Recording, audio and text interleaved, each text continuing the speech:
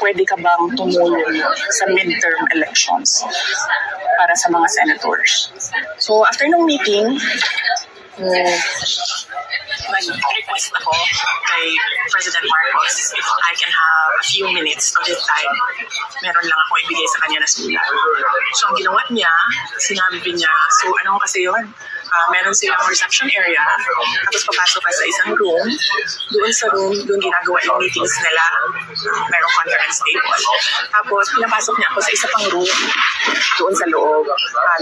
Mukha siyang office na may table, may office table, may lounge, merong living room. Doon niya ako dinala. Meron pa isang conference table. So, ginanong pa niya ako hindi ka pa nakapasok dito? Sabi ko, hindi.